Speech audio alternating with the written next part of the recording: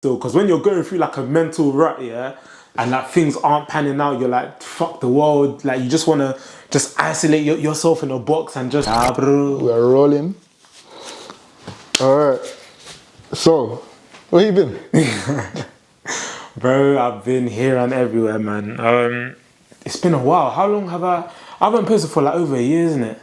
Yeah, it's been a minute. It's been time still. Let's just say life has its up and downs. And when I was posting, I was selling this house that we're in now, right? And the sale fell through. And one of the reasons why the sale fell through was because of a lot of things that went wrong with the builders, and I didn't really recognize it at the time, like with the snagging and the finishing touches. So when the buyers got their survey done, I think it was the surveyor that was like, this is wrong, this is wrong, this is wrong, this is wrong, this is shit, basically. And then that kind of just scared them. So they were like, yep, you know what, we're pulling out, we're not buying the house anymore. Then I was like, rah. Because I was riding on the sale of the house and the profit from it to kind of keep on going, buy more projects, etc.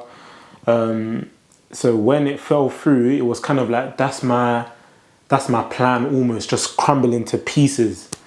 And then I was like, you know what, fuck property still. Property is long, it's a myth. Because at the same time, I tried to refinance it, right? And then rates were just going crazy as well, because this was 2023. When I had bought the house at the end of, like back end of 22, rates were low. Rates were just increasing. And then the amount of money that I could pull out of the house was basically nothing. Like I could only get enough to satisfy the bridging loan, and that's it. So then I was thinking, bruv, like what the hell? Like what am I actually meant to do with that? So I said, you know what, beggars can't be choosers. Refinanced, well I tried to, and the lenders were like, yeah, no, we can't give you a mortgage. Young, first time landlord, not in full-time employment. They were basically saying, nah, we're not giving you a mortgage. So then I was thinking, oh my days, I was due on my bridging loan in like maybe a couple months, right? So then I tried to sell the house again, and I had a few offers, but the offers that I had on the table weren't as much as I wanted. And I was thinking, cool, chance in going through another sale and it potentially falling through, because 1 in 3 households fall through.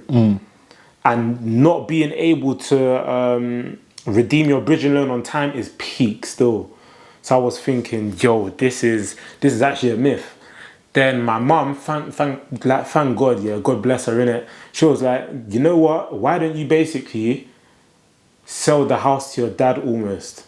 So rather than you trying to get a mortgage by yourself, get a mortgage with him as well. So like a joint mortgage, right? And then at first I was thinking like, nah, I want to do everything by myself. But then after I was thinking, you know what? What's the worst that can happen? And then I proposed it to my broker at the time, and he was like, yeah, like that can work, it's a good idea. So we did it, but the only L with doing that was I would have to pay stamp duty again, because it's like selling a house and buying it again almost. So on the extra value that I added, I had to pay stamp duty on it. I think it was like $2,000 or something.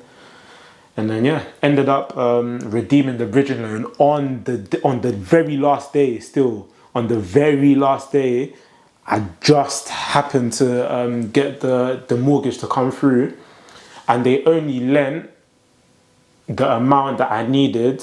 No, in fact, they didn't even lend the amount that I needed. They only lent up to, I think it was like 123 grand or something. The bridging loan that was due was like 127, 28. So I even had to come out of pocket even more for the stamp duty, and then for the, to redeem the bridging loan. So then I was thinking like, bro, I've got all this equity. I've got like 120 grand trapped in this house basically. That's the money I was going to use to like keep on going. So I was just thinking like, property is long. I still had to fix the builder issues and that. So I kind of buried my head in the sand for a while still, like for many months. Then I remember I was speaking to one of my friends, because I kind of ghosted off socials at this point. This was halfway through, coming towards the end of 2023. And then I spoke to my friend in like, I think it was October. And he was like, bro, like, where have you been, man? Like, you kind of gone quiet, this and that. So I was speaking with him, and then I was explaining to him what happened. Then he was like, nah, I hear that. That's actually mad, because he's kind of involved in property as well, and he didn't really know the stuff I was going through too. And he was like, no, this is actually mad interesting. Like, he was like, you know what? Like, yeah, it's cool documenting like the good side and the wins and whatnot, but have you ever thought about documenting this type of side as well? And at the time, I can't lie, I wasn't trying to hear it still, because when you're going through like a mental rut, yeah, and like things aren't panning out, you're like, fuck the world. Like, you just want to just isolate yourself in a box and just lock in, focus on what you need to do. And the last thing you're thinking about is kind of putting yourself out there and almost being vulnerable to a point where you're sharing like your losses and your lessons with the world as it's going on. So I thought, nah, fuck that, man. Then he was basically saying like, look, you've done a project.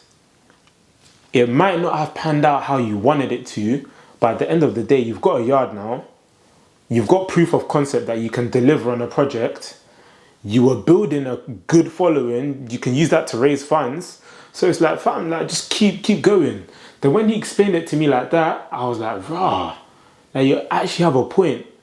And then when obviously that was happening, it kind of like took my confidence and my courage to want to continue to mash property away. So I was telling him like, yeah, like if I can maybe buy like one house a year, by the time I'm like 30 something, I should be calm. And then just have like maybe, I don't know, 5-10 properties or whatever, and just be calm. Then he was like, bro, I can't even lie to you, you're thinking way too small. Then he just said, bro, like, you've got a solid foundation, just keep on going, innit? And then it was that conversation I said, you know what, you are fucking right still. So I shouted my brethren KD, I was like, bro, I'm ready to come back to socials, like, how are we gonna do it? And then he kind of set about a plan that we executed back in November, like a comeback video, basically just showing people like, yeah, things aren't always as lit as it looks. Like, property isn't always like glitz and glamour and whatnot, and shit can happen. So then off the back of that, I just started showing people like, yeah, these are some of the lessons I've learned. Then I had one video that went crazy viral. And then people were like, nah, this is sick. Like, this guy is so real, showing what can actually happen in property. And then I just kind of kept that going on. And when was that? This was all during the end of 2023, right? And then I kind of turned this house around in terms of I addressed the things that the builders messed up, and I was documenting it as I was going along. And then I launched it as like a short stay house rather than a buy to let, because it's like, cool, I've got all this money trapped up inside the house, calm. I've got the house now. What's the best way to kind of maximize the situation I'm in? So I thought, you know what, let me just kit it out, turn it into an Airbnb property almost. And that's exactly what we did. And when I launched, yeah, it's been doing well ever since. Obviously, the first couple months and that was slow. I was learning a lot, making a lot of mistakes. But it's through those mistakes that I kind of ironed out what I need to. And then that's what made it what it is now still. So yeah, now it's basically, it's earning as much as it would earn me if I was working full time in like a graduate role. So it's kind of, yeah, it's been worth it still. Like, I can't complain. I literally can't complain. So that's where I've been.